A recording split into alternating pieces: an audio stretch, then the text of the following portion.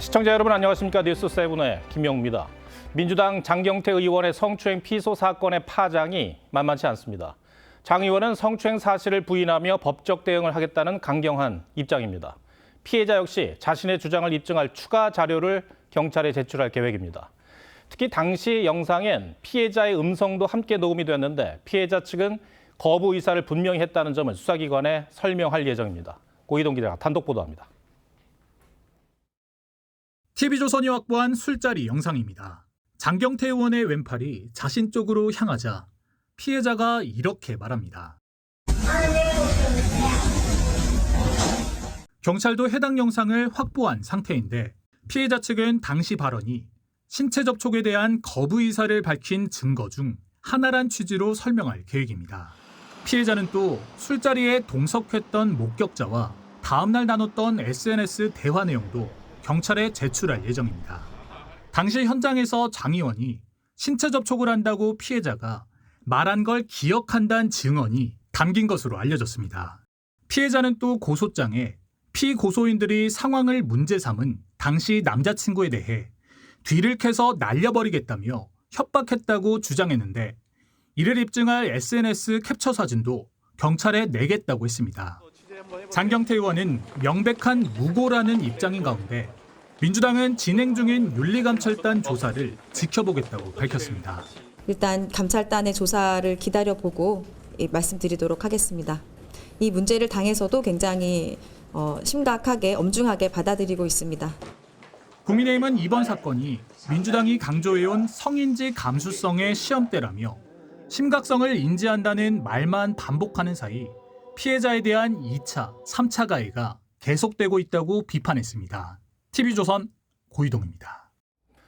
네, 저희 TV조선이 민주당 장경태 의원의 술자리 영상을 공개해드리면서 가장 걱정했던 문제가 2차 가해였습니다.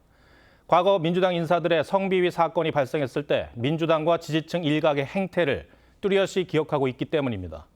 그렇기 때문에 저희가 전해드리는 영상 역시 숙고 끝에 결정한 최소한의 범위라는 점을 말씀드릴 수 있습니다. 그러나 민주당 일각은 이번에도 달라진 게 없습니다. 도를 넘었다는 표현 말고는 달리 설명할 길을 찾기 어렵습니다. 한 민주당 보좌진은 피해자가 성추행 혐의를 뒤집어 씌우고 있으니 고발하자는 글도 모자라 가짜 사진을 공개적으로 올리기까지 했습니다. 이어서 최원국 기자입니다. 더불어민주당 보좌진협의회 게시판에 올라온 글입니다. 김문수 의원실 소속이라고 실명을 밝힌 한 보좌진은 민주당 보좌진협의회 명의로 장경태 의원에게 성추행 혐의를 뒤집어 씌우는 여자 비서관을 고소고발 조치하자고 주장했습니다. 하지만 해당 글과 함께 올린 사진은 실제 영상이 아닌 가짜 사진입니다. 출처가 불명확한 이 가짜 사진은 누가 누구에게 성추행을 했는가라는 글과 함께 온라인상에 퍼지고 있습니다. 여권 성향의 또 다른 온라인 게시판에도 피해 여성의 옷차림을 문제 삼거나 박원순 전 서울시장 성추행 피해 여성과 묶어 극언을 퍼붓는 글들도 잇따르고 있습니다. 정치 공작 냄새가 난다고 주장하는 유튜버도 있습니다. 저런 장소에서 했다는 자체가 여러분들 이해가 가지 않죠. 응? 이거는 현재 민주당을 흔들고 당 지도부가 민주당 세능을 흔들고 싶어하는 사람들도 있고 그래서 앞서 민주당 김민주 부대변인도 SNS에 내란 세력들에겐 장경태 의원이 눈의 가시였을 터라며 배우설을 제기하는 글을 올렸다가 삭제하기도 했습니다. 류호정 전 정의당 의원은 성범죄 피해자를 향한 민주당 지지자들의 2차 가해는 늘 역겹다고 지적했습니다. TV조선 최원국입니다. 네, 국민의힘 장동혁 대표는 자신의 지역구가 있는 충청 지역을 찾아 장애 집회를 이어갔습니다. 그런데 집회에서 양향자 최고위원이 계엄 방치를 반성해야 한다고 말하면서 지지자 간 충돌이 빚어졌습니다. 이른바 당원 게시판 감사를 두고도 친한계의 반발이 이어지며 당내 갈등이 격화하고 있습니다. 김창섭 기자입니다. 국민의힘 양향자 최고위원이 대전에서 열린 장애 집회 무대에 오르자 고성이 나옵니다. 양 최고위원은 계엄은 불법이었다며 사과해야 한다고 공개적으로 발언했습니다. 계엄은 불법이었습니다. 그 계엄의 불법을 방치한 게 바로 우리 국민의힘이었습니다. 우리는 반성해야 됩니다. 이에 반대하는 집회 참가자들이 무대 앞으로 나가며 혼란이 벌어졌고 지지자들 사이에선 주먹 다툼을 벌이는 일도 벌어졌습니다. 반면 뒤이어 무대에 오른 김재원 최고위원은 이재명 정부가 내란몰이를 하고 있는 거라고 주장했습니다. 우리 다 알고 있습니다. 어쨌든 계엄 6시간 계엄이었습니다. 그런데 민주당 이재명 정권 1년 내내 내란몰이하고 있지 않습니까, 여러분? 당무감사위가 이른바 당원 게시판 논란에 대한 조사에 착수한 걸 두고는 친한계의 반발이 이어졌습니다. 한동훈 전 대표는 당을 퇴행시키는 시도라고 했고 김종혁 전 최고위원은 극우에 먹잇감을 던져줬다고 주장했습니다. 장동혁 대표는 관련 논란에 대한 직접 언급은 피하며 하나로 뭉쳐서 싸워야 한다고 강조했습니다. 우리는 흩어져 있었습니다. 2025년 12월 3일에는 우리 모두 하나로 뭉쳐 있어야 합니다. 보수의 텃밭 경상도와 자신의 지역구가 있는 충청권에서 장외 집회를 마친 장 대표는 내일부터는 강원도와 수도권을 돌며 시민들을 만날 계획입니다. TV조선 김창섭입니다.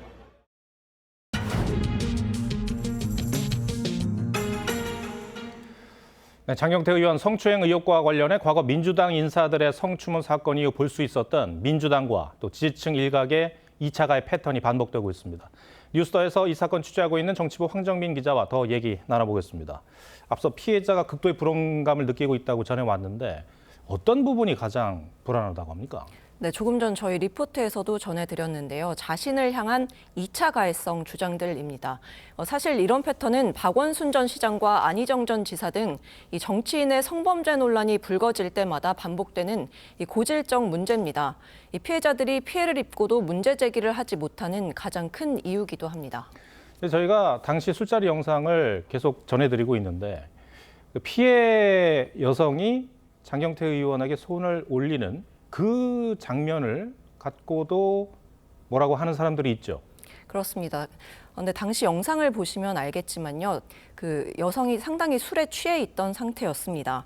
일부 지지자들의 경우에는 이 피해 여성의 옷차림을 지적하는 것도 있는데요. 이 피해자가 피해자스럽지 않다. 이런 전형적인 가해자의 시각이란 지적입니다.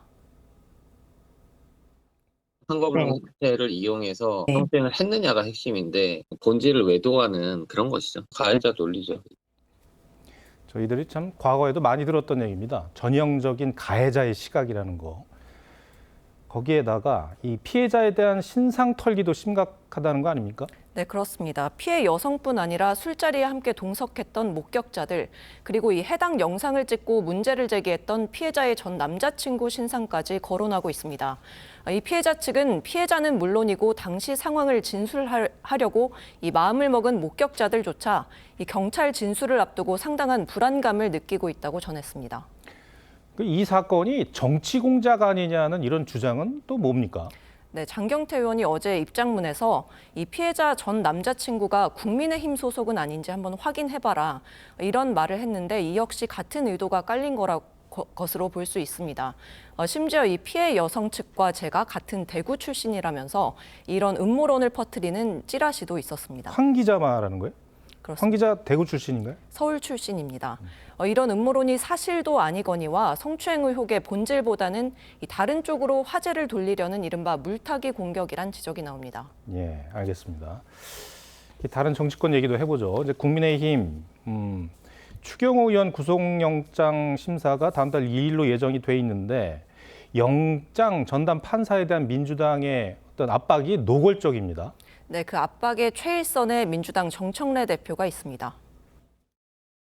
만약 추경호 의원 구속 영장이 기각되면 그 화살은 조희대 사법부로 향할 것입니다. 내란 재판부 설치 등 사법개혁에 대한 요구가 본물 터지듯 할 것입니다.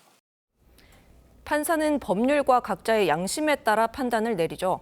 이 대법원이 개입할 수 없는 사안까지 대법원의 책임을 물겠다는 위헌적 발상이란 지적이 나옵니다. 예.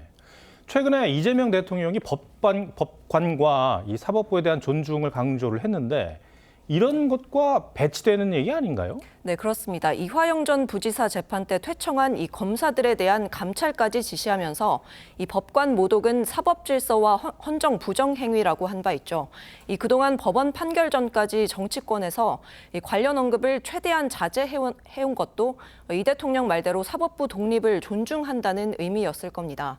이 국민의힘은 정 대표 발언이 민주당 입맛에 맞는 결정을 내리라는 노골적인 압박이라면서 이 군부 독재 시절에도 보기 어려웠던 위험한 행태라고 비판했습니다. 이 반면에 민주당은 국민의힘이 오히려 우리가 추경호를 외치면서 이 사법부를 압박하고 있는 거라고 맞불을 놨습니다. 네, 알겠습니다. 황 기자, 잘 들었습니다.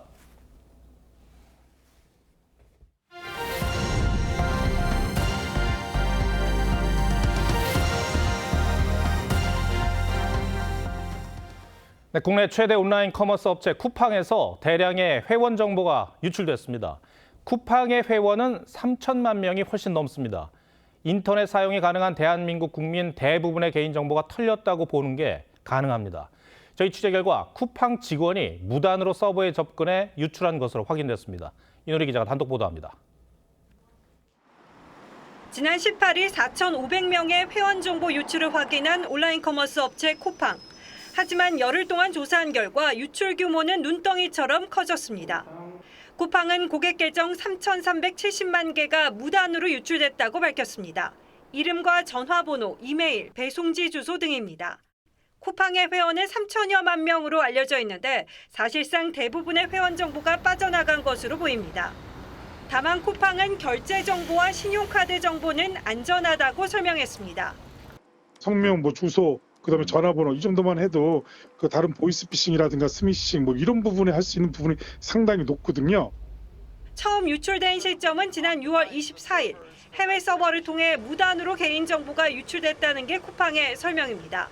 쿠팡은 지난 20일 외부 해킹 흔적은 없고 비인가 접근이 있었다고 설명한 바 있습니다.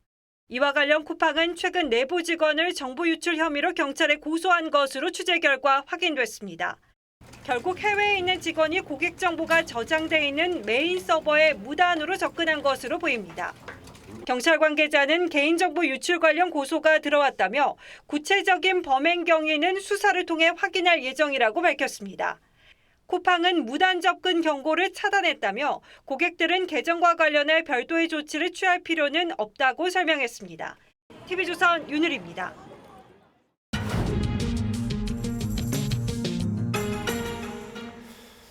네, 쿠팡의 대규모 정보 유출 사건 충격적입니다. 이 내용 산업부 박성현 기자와 조금 더 짚어보겠습니다. 자, 박 기자, 3,370만 개 고객 계정이 털렸다. 이게 어느 정도 규모입니까? 현재 이게 쿠팡 같은 경우 우리 국민의 절반 이상이 사용을 하고 있는 국내 최대 온라인 상거래 업체입니다. 이 우리나라 인구가 약 5천만 명인데요. 이 고객 계정이 중복될 수는 있겠지만 사실상 3,370만 명의 고객 정보가 유출됐다고 봐야 할 것 같습니다. 2014년이죠. 카드 3사 유출 정보 때는 1억 건이 넘는 정보가 유출됐었는데 당시에는 결제 건수 하나하나까지 모두 포함된 수치였습니다. 어떻게 보면 이런 점을 감안하다 보면 쿠팡의 이번 개인정보 유출 규모가 매우 크다는 걸 알 수 있습니다. 이게 그러니까 개인정보를 누군가가 해킹한 게 아니라 내부자가 빼돌렸다는 얘기죠? 네, 쿠팡의 설명은 그렇습니다. 네. 이 전문가들은 고객 정보는 메인 서버에 저장돼 있고 이 메인 서버에 접근할 수 있는 권한이 있는 직원들도 따로 있다고 말을 합니다. 그런데 쿠팡은 비인가 접근이 있었고 무단으로 서버에 접근했다고 설명을 했습니다. 결국은 메인 서버에 접근 권한이 없는 직원이 개인정보를 빼내갔다 이렇게 해석을 할 수 있습니다. 아니 그 많은 회원들이 있는데 이 쿠팡의 보안 체계가 이렇게 허술합니까? 그 부분은 좀 더 이제 조사 결과가 좀 나와봐야 구체적으로 알 수 있겠지만 이 쿠팡 내부 보안 시스템이 생각보다 허술한 것 아니냐 이런 지적은 나옵니다. 이 메인 서버에 대한 점검은 매일 이뤄져야 하는데 이게 제대로 안 이루어졌을 가능성이 큽니다. 또 여기에 실제로 쿠팡에서 4,500명의 개인정보가 털린 게 지난 6일입니다. 그런데 쿠팡은 12일이 지나서 18일에야 유출 사실을 인지했습니다. 그것도 이틀 전인 16일에 회원 중 한 명이 내 개인정보가 유출된 것 같다 이렇게 민원을 제기했기 때문에 당시 조사가 이루어졌습니다. 이 처음 정보가 유출된 것도 이제 지난 6월이었잖아요. 5개월 동안 모를 수가 있었다는 건가요? 어떻게 보면 그 부분들을 놓고도 이제 쿠팡의 개인정보 보호가 논란이 되고 있습니다. 이 관계기관의 수사를 통해서 좀 자세한 수법이나 방식이 밝혀지겠지만 쿠팡이 5개월 넘게 비인가자가 서버에 접속했다는 걸 몰랐다, 이런 사실 자체에 문제가 좀 있습니다. 이 코로나 사태 이후 많은 기업에서 재택근무를 장려했었고 쿠팡도 여전히 재택근무를 많이 하는 것으로 알려져 있는데요. 이 전문가들은 쿠팡이 재택근무자를 위해서 내부에 접근할 수 있는 통로를 좀 너무 광범위하게 열어놓은 거 아니냐, 이런 의심까지 하고 있습니다. 여기에 또 VPN을 사용해서 서버에 우회 접속을 해도 로그 기록이 항상 남아있는데 그 기록조차 확인을 못할 정도로 좀 어떻게 보면 서버 관리에 부실했다, 이런 지적이 나옵니다. 네, 알겠습니다. 박상영 기자, 잘 들었습니다.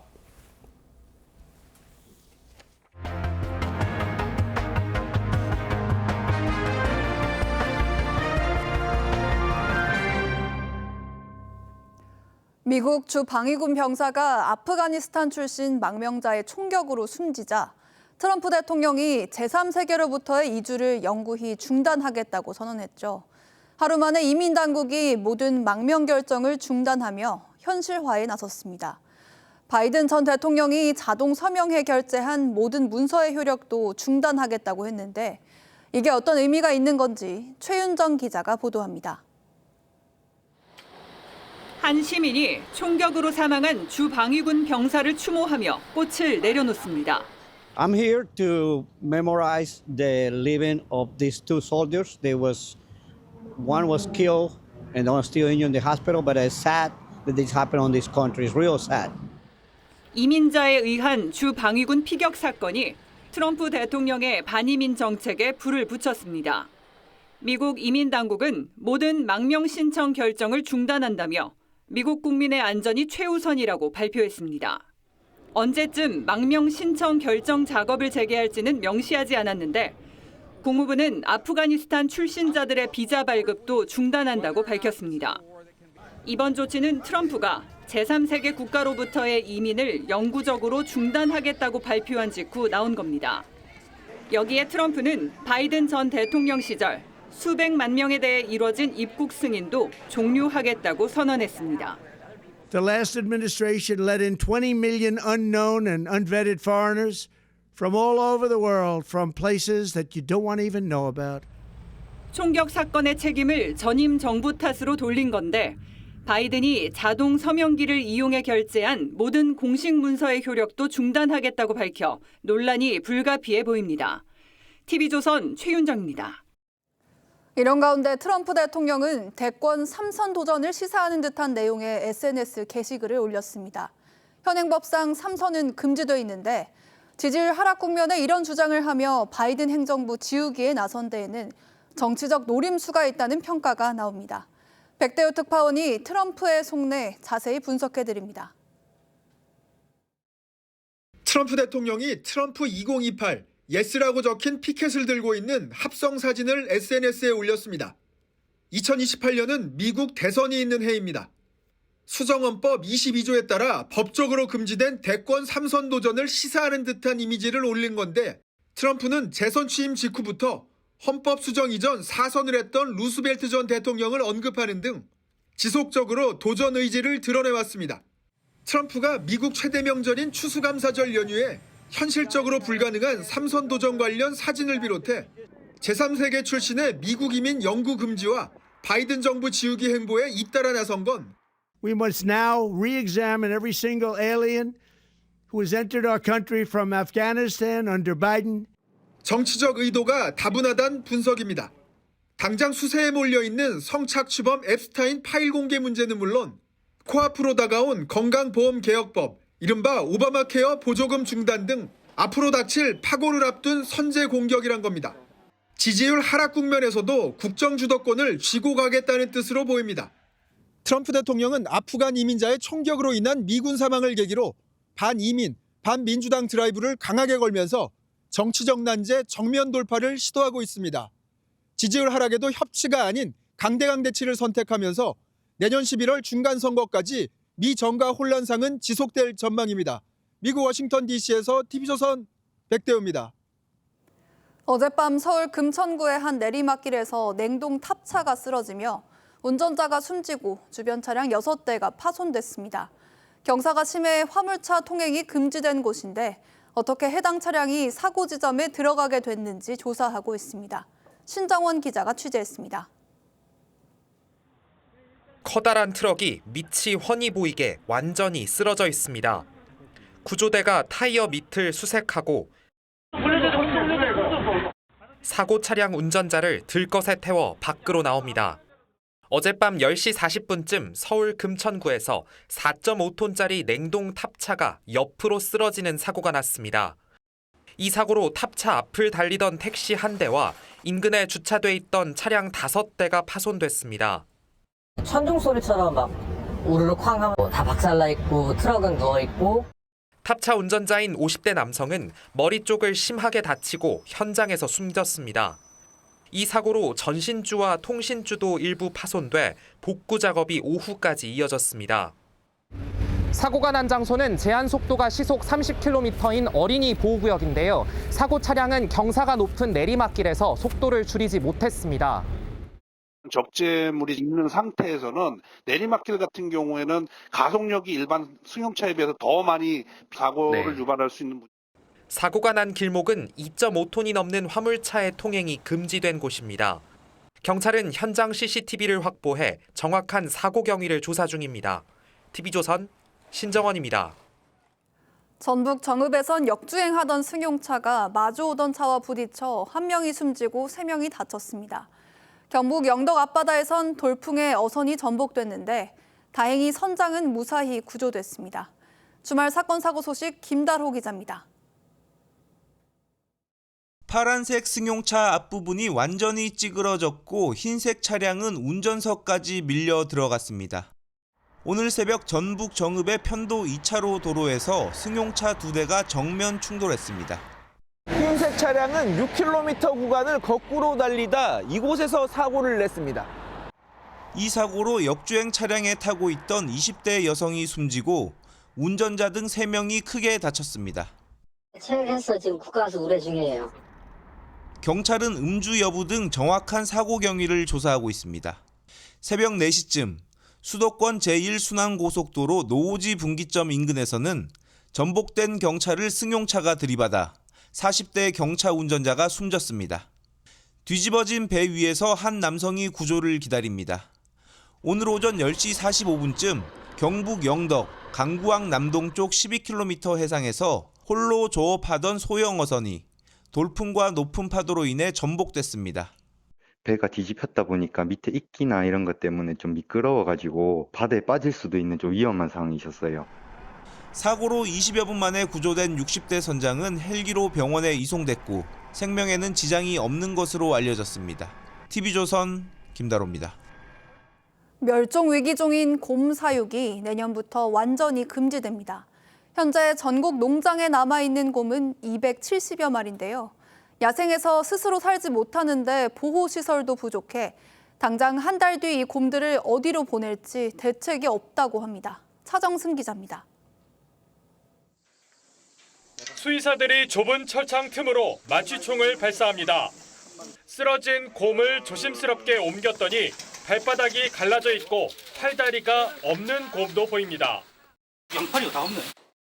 국내 곰 사육은 1980년대 초 농가 소득을 위해 정부가 장려했습니다. 농담과 피, 가죽 등은 국내 수요뿐 아니라 수입 대체 효과도 얻을 수 있는. 하지만 멸종 위기종인 곰을 보호하자는 여론이 커지면서 내년부터 곰 사육이 법으로 금지됩니다. 현재 민간 농가에 남아있는 곰은 모두 270여 마리. 하지만 이 곰들이 당장 한 달 뒤 어디로 갈지는 아직도 정해지지 않았습니다.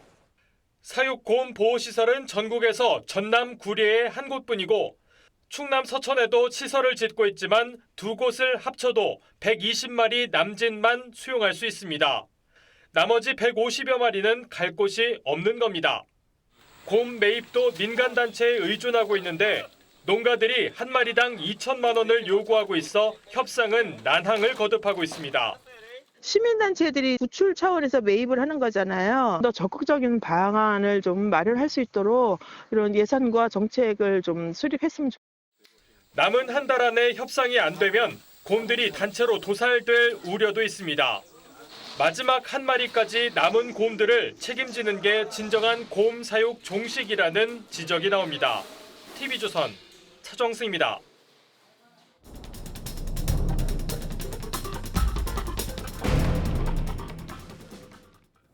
건물 외경에 조명을 이용해 화려한 볼거리를 제공하는 미디어 파사드가 인기를 끌며 지자체들도 앞다퉈 공공장소에 미디어 파사드를 설치했습니다. 많게는 수십억 원까지 투입됐는데 고장나거나 잘 보이지 않아 애물단지가 된 경우가 적지 않다고 합니다. 김동영 기자가 현장 취재했습니다. 어둠이 내려앉은 시각, 구청 건물 외벽에 불빛이 반짝거립니다. 포항시가 지난해 16억 원을 들여 설치한 미디어 파사드입니다. 연말이 다가오고 있어서 노란색으로 이제 눈꽃처럼 빛날리게 1시간 동안 똑같은 영상이 반복되는데 일부는 꺼져 있는 등 제대로 작동되지 않습니다. 저게 뭔가 싶긴 했거든요. 뭘 나타내는 건지는 잘 모르겠긴 해요. 건물 외벽에 유리창이 많아 영상이 제대로 보이지 않고 내부에 불이 켜져 영상을 가리는 경우도 있습니다. 잘 안 보이지요. 지금은 뭐 아무것도 아니잖아. 저게 뭔겨. 울산 주택가 인근 공원에 설치한 미디어 파사드입니다.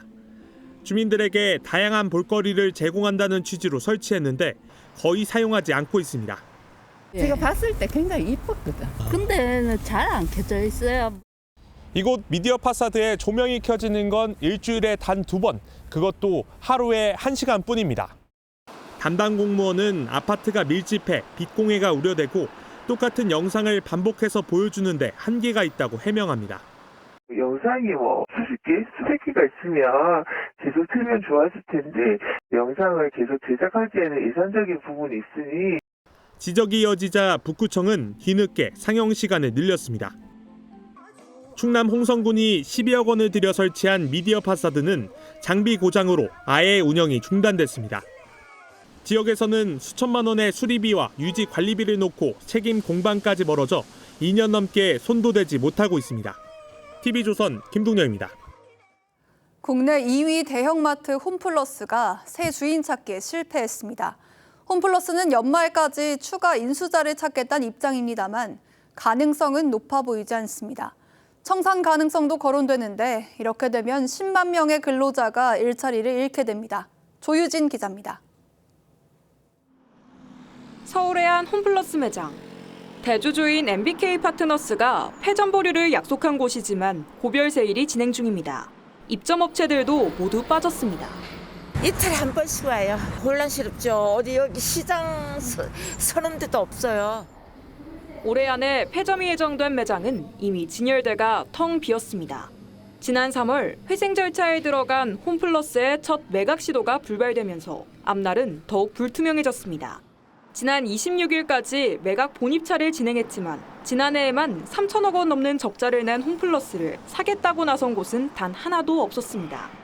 입찰 제안서 접수 마감 결과 인수 의향서를 제출했던 업체 2곳을 포함하여 입찰 제안서를 제출한 곳은 없는 것으로 확인되었습니다.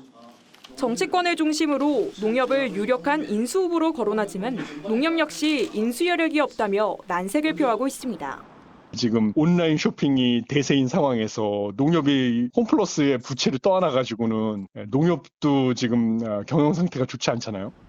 홈플러스는 다음 달까지 새 주인을 찾아보겠다는 계획이지만 가능성은 낮습니다. 인수자를 못 찾을 경우 법정 관리가 연장될 수도 있지만 회생 가능성이 없다고 법원이 판단하면 파산으로 향하게 됩니다. 이 경우 임직원 2만 명을 포함해 간접 고용인원 약 10만 명이 연쇄적으로 타격을 받을 것으로 보입니다. 홈플러스 노조는 정부 개입을 촉구했습니다. 정부가 개입하지 않으면 홈플러스는 더 깊은 수렁으로 떨어질 뿐입니다. 사태를 해결할 힘은 오직 정부뿐입니다. 대형마트 2위 홈플러스에게 운명의 시간이 다가오고 있습니다. TV조선 조유진입니다. 홍콩 정부가 이번 화재 참사와 관련해 오늘부터 사흘간 애도 기간을 갖기로 했습니다. 이 참사 원인을 두고 안전 문제와 부패 논란까지 불거지며 시민들 분노가 들끓자 이 중국의 통치력이 시험대에 올랐다는 평가도 나옵니다. 이정민 기자입니다. 화재 참사가 난 아파트 앞에 시민들이 헌화하며 애도를 표합니다. 도심에선 홍콩 깃발과 오성 홍게가 조기 개양됐고 홍콩 최고 지도층이 희생자를 기리며 묵념합니다. 仲要係晏晝咁樣，啲老人家全部睇下曬屋企咁樣走唔切啦，咁都覺得好遺憾嘅呢件事都。 홍콩에서 77년 만에 발생한 최악의 화재 참사에 대한 애도 기간이 시작됐습니다.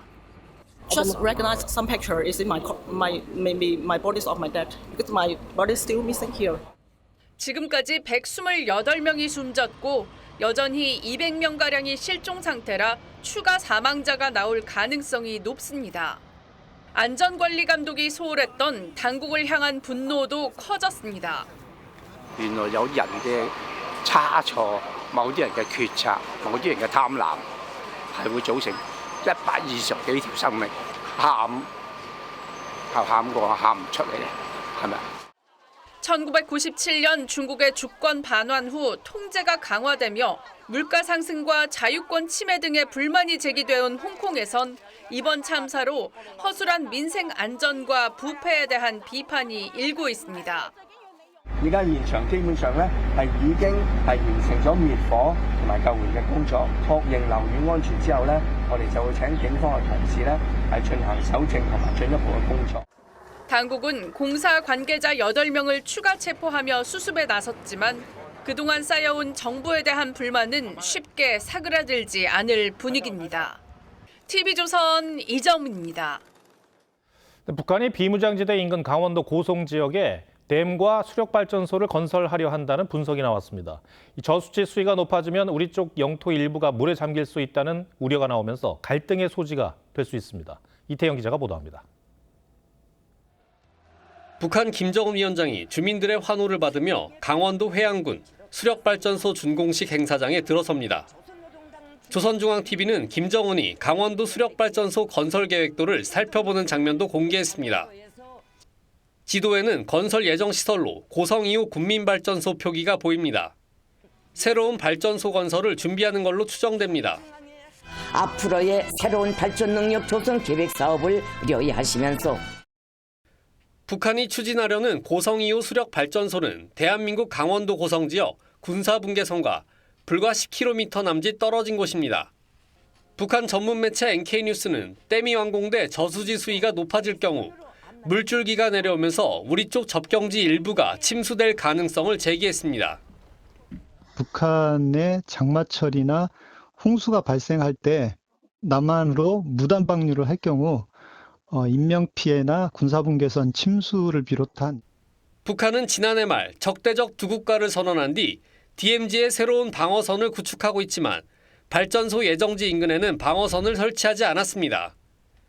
NK뉴스는 이 또한 발전소 건설을 염두에 둔 조치일 수 있다고 분석했습니다. 우리 군은 최근 북한군이 군사분계선을 넘는 사례가 잇따르자 기준선을 논의하기 위한 남북 군사당국 회담을 공식 제안했지만 북한은 아직까지 답변을 내놓지 않고 있습니다. TV조선 이태형입니다. 법무부는 지난 9월 쌍방울 대북송금 수사 과정에서 검사들이 김성태 전 회장에게 연어와 술 등 외부 음식을 대접한 정황을 확인했다고 밝혔습니다. 그런데 당시 조사 보고서가 유출돼 논란입니다. 보고서에는 전관 변호사가 검찰과 짜고 이전 부지사를 상대로 진술 회유를 한 정황도 나와 있다고 하는데 해당 변호사는 사실무근이라며 반발했습니다. 이광희 기자가 보도합니다. 법무부는 지난 9월 이른바 연어 술파티 의혹에 대한 조사 결과를 발표했습니다. 2023년 5월 영상 녹화실에서 박상용 검사와 이화영 전 부지사 등이 연어 회덮밥을 먹고 김성태 전 회장은 소주를 마신 정황을 확인했다고 밝혔습니다.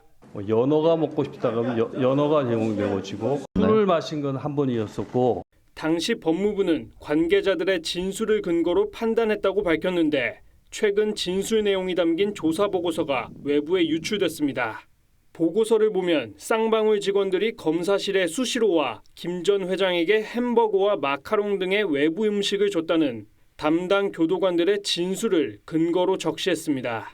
또 고검장 출신 조재현 변호사가 검찰 고위층과 이야기가 됐으니 수사에 협조하면 구형량을 낮출 수 있다고 했다는 이전 부지사의 진술과 조 변호사를 영상 녹화실에서 봤다는 퇴직교도관의 목격담 등을 근거로 회유 정황이 있다고 판단했습니다.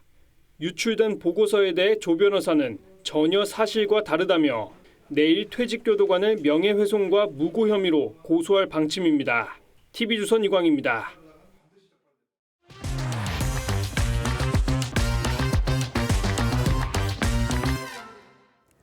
은행 예적금은 이율이 낮고 주식 투자는 손해가 걱정돼 자금 어떻게 굴릴지 고민하는 분들 많으시죠. 다음 달엔 원금은 보장하면서도 연 이자를 최대 8% 주는 증권사 종합투자계좌 IMA가 출시됩니다.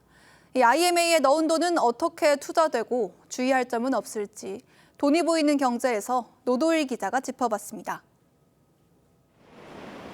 20대 직장인 A씨는 원금 손실이 걱정돼 예금 위주로 재테크를 해왔습니다. 하지만 이자가 너무 낮은 게 고민입니다. 손실을 볼 수도 있기 때문에 안전하게 예적금을 선택한 것 같아요. 너무 낮은 이자가 나와서 주식을 좀 해야 하나 고민이에요.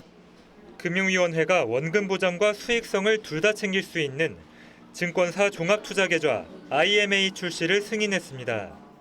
IMA는 증권사가 고객 자금으로 주식과 채권, 부동산, 기업 대출에 투자해 이익을 나누는 구조입니다.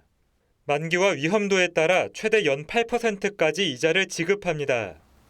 다만 투자금의 25%는 스타트업 등 이른바 모험 자본에 써야 하고 부동산에는 10% 이상 투자할 수 없습니다. 기업이 조달하는 자금을 저희가 포트폴리오에 편입함으로써 고객들께서는 기존의 기관 투자자들이 투자했던 영역에 간접적으로 참여하실 수 있는 증권사가 원금은 보장하지만 예금자 보호법이 적용되지 않아 증권사 파산 등 극단적인 경우에는 원금도 떼일 수 있습니다. IMA 1호 사업자로는 한국투자증권과 미래에셋증권이 선정됐는데 이르면 다음 달 초 수익률 4에서 6%대 상품을 출시할 예정입니다. 일반 예금보다는 수익이 괜찮고 100% 보장에 가까운 것 같다는 생각이 들어서 그래서 괜찮겠구나. IMA 출시로 은행에서 증권사로 대규모 자금 이동이 일어날 거란 관측도 나오고 있습니다. TV조선 노도일입니다. 나날이 발전하는 인공지능 기술이 생활 속 안전도 지키고 있습니다. 로봇 경찰차가 거리를 순찰하고 인적이 드문 곳에선 사람의 비명소리를 감지해 위급 상황에 출동 명령을 내리기도 합니다. 허유하 기자가 취재했습니다. 차고지같이 생긴 컨테이너 문이 열리자 경광등을 켠 경찰 로봇이 밖으로 나옵니다. 어두운 광장을 이리저리 순찰하다 쓰러진 사람을 발견하고 위급 상황을 알립니다. 사람이 쓰러졌습니다. 지난 21일부터 유네스코 세계문화유산인 수원 행궁 일대에서 순찰 로봇 8달봇이 시범 운영되는 모습입니다. 행궁의 특성상 순찰차가 접근할 수 없는 구조가 있습니다. 약간 후미진 곳이 있고 약간 사각지대가 있어서 사람의 비명소리 같은 위급 상황부터 가스나 연기 등 화재 징후도 포착해 실시간으로 112 상황실에 전달합니다. 밤에 올 때마다 조금 으슥한 느낌이 들어서 근데 이렇게 저 친구가 있으니까 너무 안심이 되고 좀 든든한 느낌이 들어서 좀 편안하게 올 수 있을 것 같아요. 서울 송파구의 한 지하보도에서는 AI 비상벨이 비명소리를 인식하고 곧바로 구청에 상황을 전달합니다. 살려주세요! 최대 15m 떨어진 곳이나 소음이 큰 곳에서도 AI가 사람의 목소리만 정확히 인식합니다. 생겨가지고 조금 제가 마음이 놓이고 애기도 안전하게 다닐 수 있을 것 같아서 좋아요. 발달하는 AI 기술이 치안 강화에도 도움이 되고 있습니다. TV조선 허유아입니다.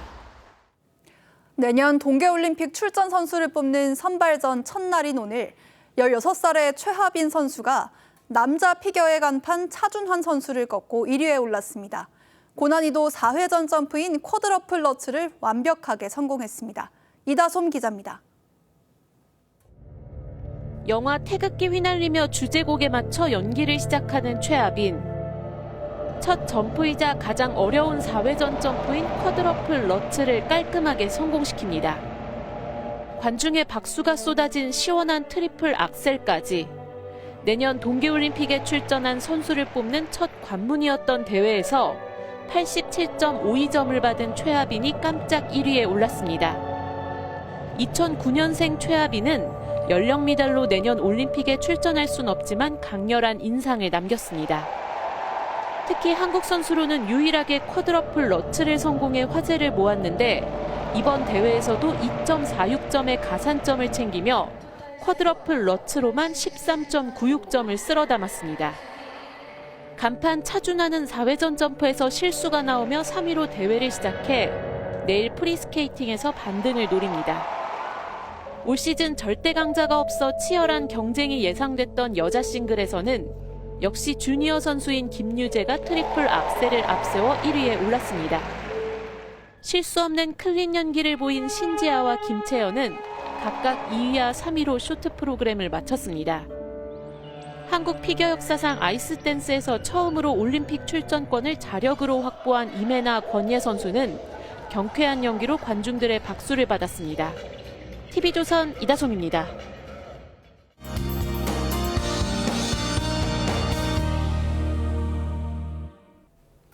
11월의 마지막 날인 내일 다시 기온이 오르겠습니다.